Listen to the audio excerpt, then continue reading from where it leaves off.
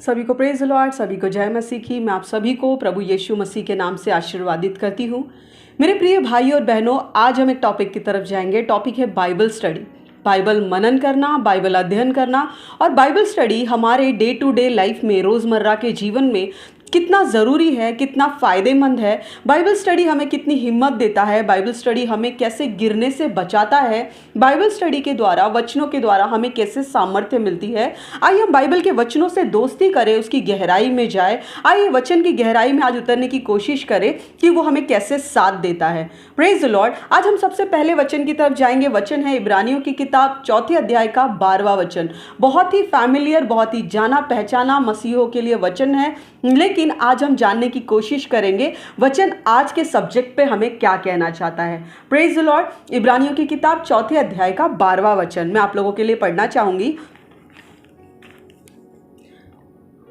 वचन कहता है, क्योंकि परमेश्वर का वचन जीवित और प्रबल यानी पावरफुल और हर एक दोधारी तलवार से भी बहुत चोखा है, शार्प है, फाइन है, और प्राण और आत्मा को, गांठ गांठ और गुदे गुदे को अलग करके आर पार छेदता है, मन की भावनाओं और विचारों को जांचता है। Praise the Lord. जैसे एग्जाम्पल में देने की कोशिश करूंगी। मैं इस वचन को ऐसे देखती हूँ, लाइक मेरा किसी के साथ में मुंहमारी हो गया, झगड़ा हो गया, तो मुझे बहुत ज़रूरी है कि मैं उसको आंसर करूँ, उसको बैक आंसर करूँ, उसको उल्टा जवाब दूँ। मुझे बहुत है कि मैं सही हूँ ना, मैं क्यों सुन के लूँ किसी का, तो मुझे आंसर देना बहुत ज़रूरी है। तो मेरा किसी के साथ मुंहमारी हो गया और मैंने उसको आंसर दे दिया, फिर मैं घर पे आ गई। अब होली स्पिरिट जो है मुझे डिस्टर्ब करता है अंदर से कि तूने ये गलत किया। रोमियो 12:1-2 कहता है कि संसार के सदृश ना बनो, लेकिन तुम्हारा चाल चलन नया हो जाए। तो पवित्र आत्मा मुझे वर्ड के द्वारा कन्विक्ट करता है, एहसास दिलाता है, मैं गलत हूँ इस बात का मुझे एहसास दिलाता है। अगर तू वहाँ पे चुप रह जाती तो क्या चला जाता? अगर तू वहाँ पे आंसर नहीं देती तो क्या चला जाता? क्या सच में तूने नादानी में उल्टा जवाब दे दिया है, या जानबूझकर, सोच समझकर तेरे अहंकार को ठेस लग रही थी, इसीलिए तुझे उल्टा जवाब देना ज़्यादा ज़रूरी लगा? Praise the Lord. यहाँ पे वचन बोलता है कि वो मन की भावनाओं और विचारों को जांचता है। मुझे आंसर देना ही था, अपने अहंकार को ठंडा करना था, इसीलिए मैंने आंसर दे दिया, और मुझे बहुत ज़रूरी था ये प्रूव करना कि मैं राइट हूँ और सामने वाला रॉन्ग है। Praise the Lord. तो वचन मुझे एहसास दिलाता है कि मैंने गलती कर दी, मैं संसार के अनुसार चली गई। जैसे संसार के लोग अपने अहंकार को शांत करने के लिए कहते हैं, मैं किसी का गलत नहीं सुन सकता, मैं गलत नहीं हूँ तो मैं किसी का भी सुन के नहीं लूँगा। लेकिन यहाँ पे वर्ड ऑफ गॉड बोलता है और बाइबल हमें बताता है कि यीशु मसीह के ऊपर जब इल्ज़ाम लगाए जा रहे थे, उसके पास बहुत से आंसर्स थे, वो एक जवाब देकर सब कुछ शांत कर सकता था, लेकिन वहाँ पे वो चुप रहा। Praise the Lord. जब वो सही रहकर भी चुप रहा, जिसको हम फॉलो करते हैं वो सही रहकर भी चुप रहा, तो हमें इतना क्या ज़रूरत पड़ गई कि अपने आप को राइट प्रूफ करना है और आंसर देना ही है, और संसार के सुर से सुर मिलाकर कहना है कि हाँ, मुझसे गलत बर्दाश्त नहीं होता, और अगर मैं गलत नहीं हूँ तो मैं किसी का भी सुन के नहीं लूँगी, और मुझे गलत बात नहीं जमती। Praise the Lord. ये क्रिश्चियन कैरेक्टर यीशु मसीह, जिस पे हम विश्वास करते हैं, जिसके पीछे हम चलते हैं, और जिसके नाम से, क्राइस्ट के नाम से हम क्रिश्चियन जाने जाते हैं, उसके अनुसार हम बिहेव नहीं करते।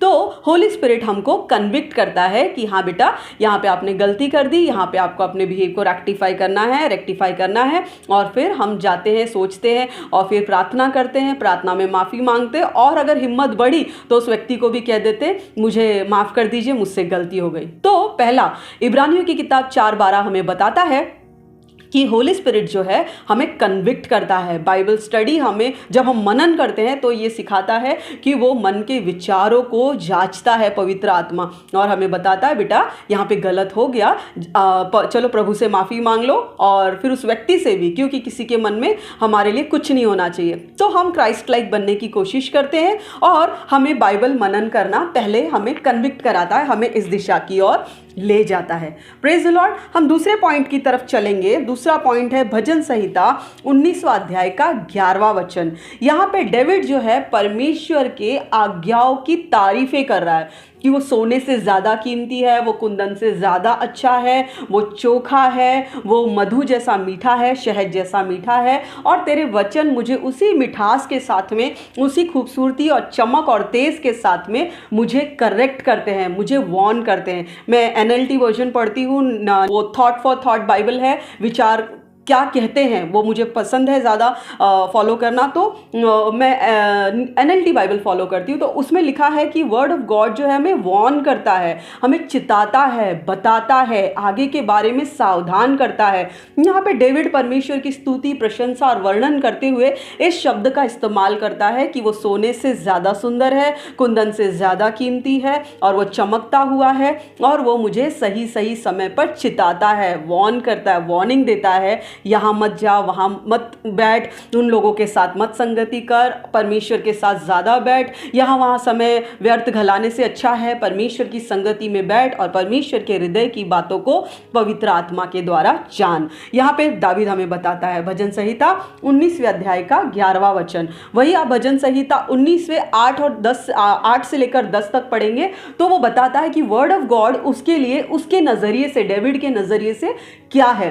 तो वो एक इंसानी भाषा में उसका वर्णन करने की कोशिश की गई है, बहुत ही सुंदर, कि वो कीमती है, वो अच्छा है, वो खूबसूरत है, और समय समय पर पवित्र आत्मा हमें वार्न करता है। तो जब भी हम तकलीफ में आ जाए, जब भी हम गलत करने जाए या हमारे हाथ से कुछ गलत हो जाए, तो पवित्र आत्मा वचन के द्वारा, क्योंकि मसीह जब जा रहे थे स्वर्गारोहण की तरफ तो उन्होंने कहा, मैं पिता के पास जाता हूँ, विनती करूँगा, वो तुम्हें एक सहायक देगा, वो सत्य का आत्मा अर्थात पवित्र आत्मा जब आएगा तो तुम्हें मेरी बातों में से लेकर सिखाएगा, यानी यीशु मसीह के शिक्षाओं में से।